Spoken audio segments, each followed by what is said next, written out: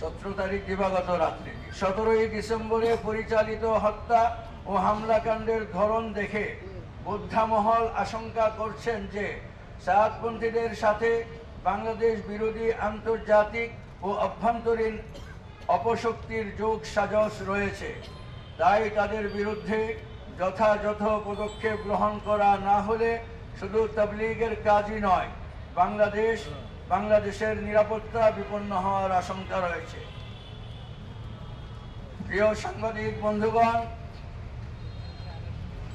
এই প্রেক্ষিতে দেশের শীর্ষ আলেম ওলামাদের পক্ষ থেকে আয়োজিত আজকের এই সংবাদ সম্মেলন থেকে নিম্ন বর্ণিত দাবিগুলো পেশ করা হচ্ছে। সরকারের কাছে নিম্ন বর্ণিত দাবিগুলো পেশ করা হচ্ছে। নাম্বার 1, 2018 ও 2024 সালে টঙ্গীর ইজতেমার ময়দানে এই নৃশংস হত্যাকাণ্ড সহ নানা সন্ত্রাসী কার্যকলাপের দায়ে সাদপন্থীদের সকল কার্যক্রম নিষিদ্ধ ঘোষণা করা হোক। নাম্বার 2, 17 ডিসেম্বর 2024 যে নৃশংস হত্যাকাণ্ডে জড়িতদের দ্রুত গ্রেফতার ও দায়েরকৃত মামলার যথাযথ নিরপেক্ষ তদন্ত সাপেক্ষে অনতি বিলম্বে বিচার করার জোর দাবি জানাচ্ছি।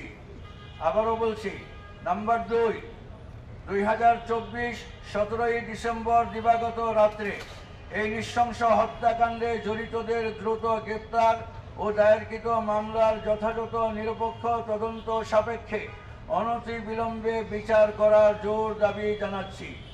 নাম্বার 3, এই দাবি আদায়ের লক্ষ্যে আগামী 10 জানুয়ারি শুক্রবার দেশব্যাপী বিক্ষোভ কর্মসূচি ঘোষণা করা হলো। নাম্বার 4, 25 জানুয়ারি শনিবার 2024 শনিবার দেশের সকল পর্যায়ের প্রতিনিধিত্বশীল আলেমদের নিয়ে ওলামা সম্মেলন করার ঘোষণা করা হলো। আবার নাম্বার 4, আগামী 25 জানুয়ারি 2024 শনিবার শনিবার দেশের সকল পর্যায়ের প্রতিনিধিত্বশীল আলেমদের নিয়ে ওলামা সম্মেলন করার ঘোষণা করা হলো।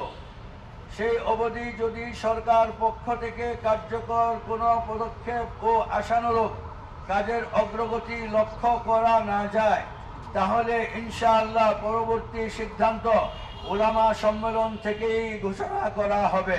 এখানে কোনো রাজনৈতিক দলের পরিচয়ে বাংলাদেশের কোনো শীর্ষ আলেম এখানে আসেন নাই। হেফাজত কোনো রাজনৈতিক দল নয়, এটা অরাজনৈতিক অর্গানাইজেশন।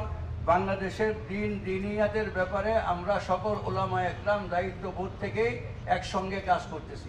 সেখানে বিভাজনের কোনো প্রশ্নই আসে না।